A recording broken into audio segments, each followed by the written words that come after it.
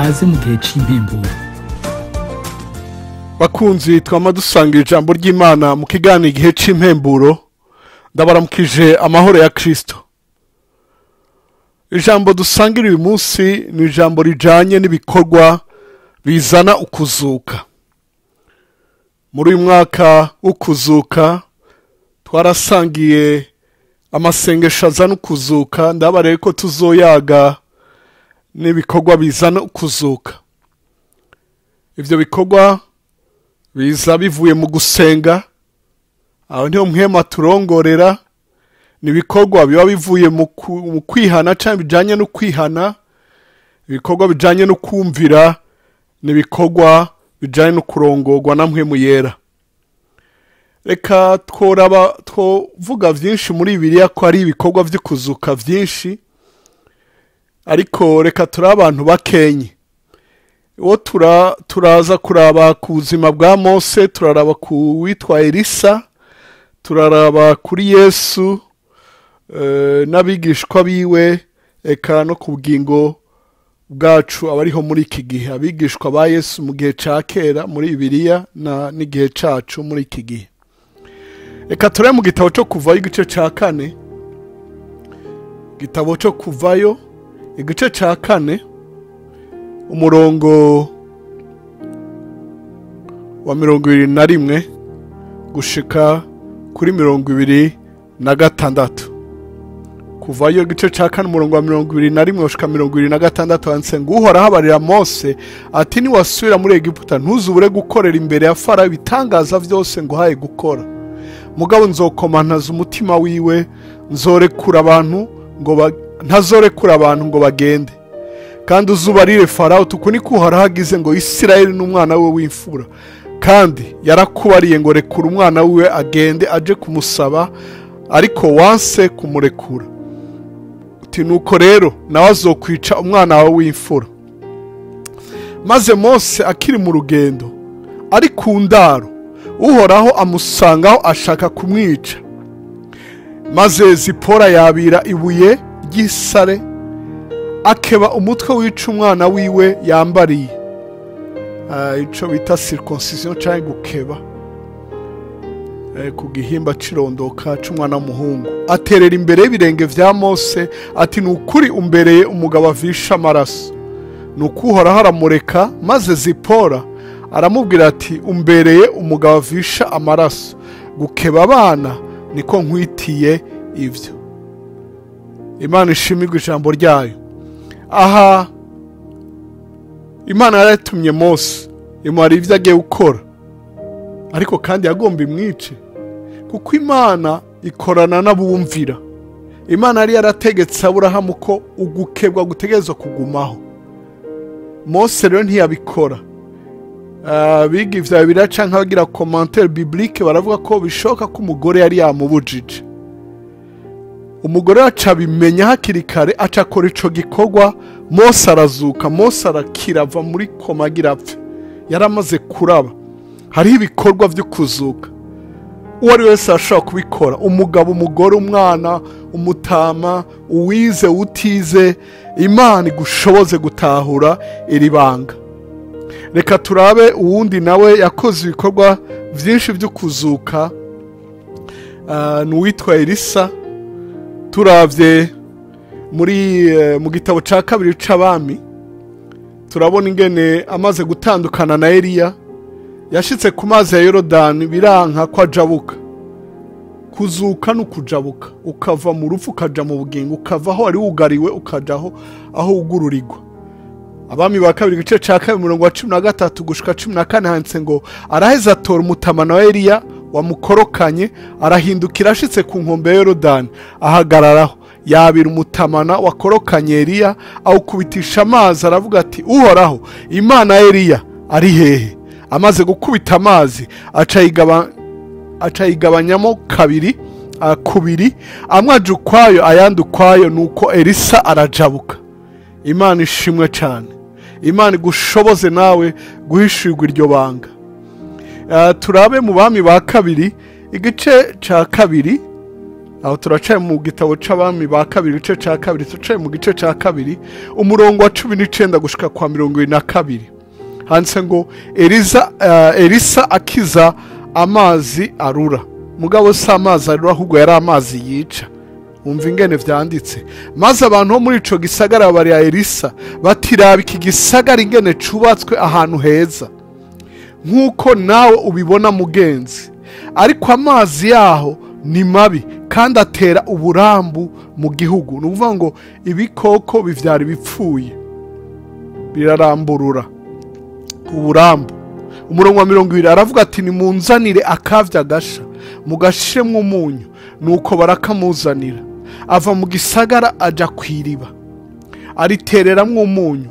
Aravuga ati uko niko haragize ngo akijija aya mazi ntahazosubira kuzana urupfu canke kurumvya.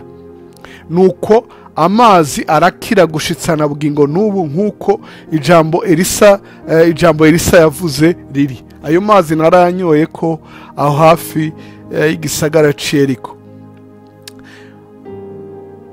Umunyu ni ikimenyetso c'uburyohe, ni ikimenyetso c'ubuzima, preservation. Zirya ndya bakunda kubika mu makopo nyinshi bazishiramo umunyu. Ababaye mu bihugu vya Kongo nayo barafise amafi bita makayabo, bayasiga umunyu batarinze kuyabika muri frigo akamara igihe kirekire. Urashobora kubikoresha nawe iri kurasengera ahantu habaye ingorane ukamija umunyu. Ni ivyo twita acte prophétique mu gikorwa cyo gutangaza mu isi imwe mu bushobozi bwa mpwemu yera. Reka turabe mu bami ba kabiri igice ca gatatu. Aha mu bami ba kabiri igice ca gatatu ni kirekire. Hariho abami batewe, hanyuma batewe n'abanyamowabu babura ingene bagira, ababura amazi. Maze Elisa babara muri ico gice ca gatatu ngo bimbe imiferege. Ntimuza kubona imvura, ntimuza kubona umuyaga, Imana irungika amazi, baratabagwa. Uko nukuzuka. Mu bami ba kabiri igice ca kane Elisa yarakoreshejwe cane. Abami ba kabiri igice ca kane nico gice ca gatatu muze kugisoma cose murahezagirwa. Igice ca kane umurongo wa mbere gushika ku murongo w'indwi handitse ngo Elisa akura umupfakazi mu mwenda. Yari mu ngorane, abana be bari bagiye, yumva urupfu rumukurikirana. Yaheruka gupfusha umugabo, abana be bagomba batware kuja kubagira baja. Ubuzima bwe yumva buhagaze.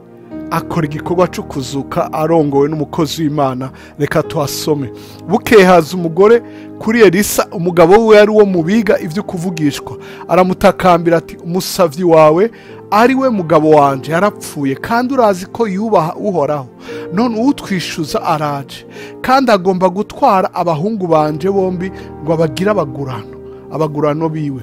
Elisa aramubaza ati none no gukorera iki? Ndakubaza, hari ico woba ufise imuhira? Nawe ati umusavyi wawe ntaco mfise imuhira atari urwavya gutuvuta twa Elayo. Aramwisha ati genda urabe ivyo utira mu babanyi bawe biri gusa, kandi ntutire bike. Uheze winjire mu nzu wiyugarane mwe n'abana bawe, ayo mavuta uyasuke muri ivyo bintu vyose. Ikintu cose uko cuzuye urabaho gitereka. Nuko avuye yari abigenza kuno, ariyugarana nabo n'abana biwe, bamuhereza ivyo bintu nawe abisukamo. Nuko bimaze kuzura abarira umwana ati mpa ikindi. Aramwisha ati nta kindi gisigaye. Ako kanya amavuta acareka kuza. Murantunga, amavuta acareka kuza. Murongo w'indwi.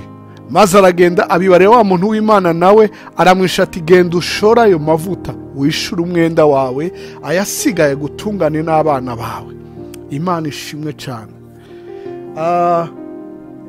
Uwo yaravuye mu ideni, yaravuye mu rupfu rwari muremere. Ideni urupfu mu butunzi bwawe, kudakwiza. Imana ikura urwo rupfu mu butunzi bwawe. Mu bami ba kabiri igice ca kane ku murongo wa 38 gushika kuri 41 handitse ngo Elisa akura ubumara mu mboga. Hanyuma Elisa asubira i Gilgali. Ico gihe hari harateye inzara mu gihugu. Maze abiga ivyo kuvugishwa bicaye imbere yiwe, abarira umuntu we ati tereka hano tereka ya nkono nini ku ziko utekera imboga ababiga ibyo kuvugishwa. Umwe muri bo arasohoka aja ku gahinga gusoroma imboga, ahasanga umutanga. Yamura ko ibitangatanga, atega impuzu yiwe, araza abikekagurira muri ya nkono batetsemo imboga, kuko batari bazi ibyo ari byo. Bahishije barurira abo bantu ngo barye. Bagitamira izo mboga baraboroga bati, yewe muntu w'Imana, mu nkono harimo ubumara bw'urupfu. Ntibashobora kuzirya. Aravuga ati, nimunzanire ifu, ayiterera muri iyo nkono. Araheza aravuga ati, nimwarurire abantu barye. Nuko basanga atacago kikiri mu nkono. Ico ni igikorwa cyo kuzuka asutsemo agafu. Imana ishimwe cyane.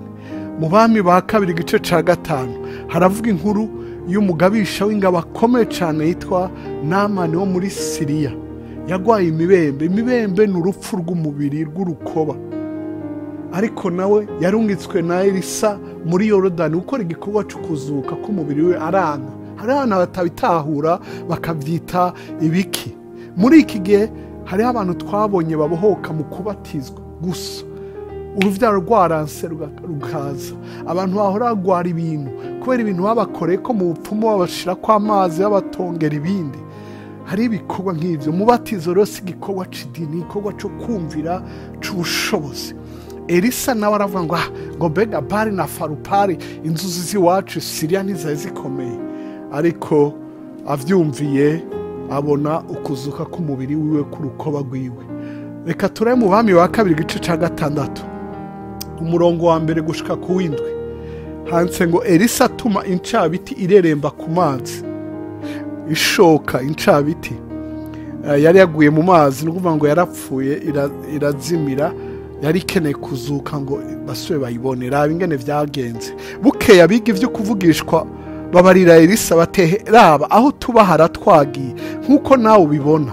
None rero turakwinginze uturekure tuje kuri Yorodani, umuntu wese yicire igiti twiyubakire aho kuba. Arabisha ati, nuko nimugende. Umwe muri bo aramubarira ati, ndagusavye wemere kujana natwe. Abasavye aramwisha ati, nuko ndaje tujane. Nuko barajana. Bashitse kuri Yorodani batangura guhumbira ibiti, gutema ibiti. Umurongo wa 5, maze umwe muri bo akiri ko aricira igiti, incabiti imijukira mu mazi. Araboroga ati, ewe jewe ndagowe, erega mugenzi ari intirano. Uwo muntu w'Imana aramubaza ati, ikorokeye hehe? Arahamwereka. Araheza aca igiti agiterera mu mazi, ya ncabiti irareremba. Aramubwira ati, yabire. Atuma ukuboko arayabira. Imana gukoresha ibikorwa byo kuzuka nk'uko yakoresheje abakozi biwe. Yakoresheje muka Mose, yakoresheje Mose byinshi. Nuvuga ibya Mose ingene Imana mukoresheje kugira isangira ryera. Abanyegiputa barapfa, ariko abaheburayo barakira. Yaramukoresheje kumanika inkoni hejuru y'amazi, kiyaga gitukura kiratandukana kubera kumvira. Ivyo vyisangira ryera canke vy'ingaburo yera biri mu Kuva igice ca 12 kuva ku murongo wa mbere. Ivyo gutandukana kw'amazi biri mu Kuva igice ca 14 21. Hari handi Mose yashitse amazi ararura, amazi y'Imara. Mose aterera igiti, amazi araryoha. Ivyo ni Kuva igice ca 15. Elisa yarakoreshejwe byinshi. Ndavuze ngo nawe ishoka yawe, incabiti yawe, business yawe, igikorwa cawe, icatumye ideni wari wafashe udashobora kuririha bizuke, ushobore kuriha. Business yasubira igende neza, ushobore kuriha ideni, ushobore kuva mu madeni. Imana iguhezagire. Imana igushoboze. Novuga benshi muri Bibiliya. Hariho na Yesu usomye muri Yohana igice c'9, wari impumyi, amaso ye yari yarapfuye ntiyabona. Baramubaza ati, vyagenze gute? Ngo wa wundi yitwa Yesu yavanze utwondo atusiga ku mazi, arantuma ngo ngende nkarabe muri mu kidengeri Silowamu, bivuga ngo mutumwa. Imana ishimwe cyane. Reka ndakubarire, hari ivyo yakubariye gukora ntubikengere, ubikore urahumuka, vision yawe isubirize, iyerekwa ryawe isubirize, ukubona kwawe gusubire kuze. Abigishwa barabikoze, basiga amavuta abarwayi bagakira, ahandi bashira ibitambara bivuye ku ntumwa ku barwayi bagakira. Imana ishimwe cyane. Uko nukuzuka n'ibikorwa byo kuzuka, kuko indwara hari abo zihitana, indwara hari igihe ziza zihetse ku rupfu. Ukire mu izina rya Yesu. Yakobo yarabivuze mu cete ciwe mu gice cya 5 ngo namba hari urwaye atume ko bakuru bishinga musiga amavuta. Imana ishimwe cyane. Muri iki gihe turahimiriza abavyeyi gusiga amavuta abana iyo bagwaye, iyo tugiye gusengera amazu mashasha, ari gihe tumija n'imyunyu mu marembo ko tuba tutazi ibintu byakore muri ayo mazu. Narabashingiye intangene umukozi w'Imana twakorana yitavye Imana, Pastor David Ndaruhutse, Imana amurungitse gushira agakoni kuri madamu yabaye paralize no gushira akababi ku mutwe wiwe ava muri koma. Hari byinshi Imana izo kurongora gukora, harabirongora gutanga ikimazi cishimwe, kandi ingorane zikiri ngaho. Akte y'ukwizera, ukizera ugashima ibintu bitaraba, nkuko Hana yavuze ngo niwa umwana nzomuguha, atangura kumutanga yari ingumba ataranamuronka. Imana igushoboze ibikorwa by'ubuhizi byo kuzuka.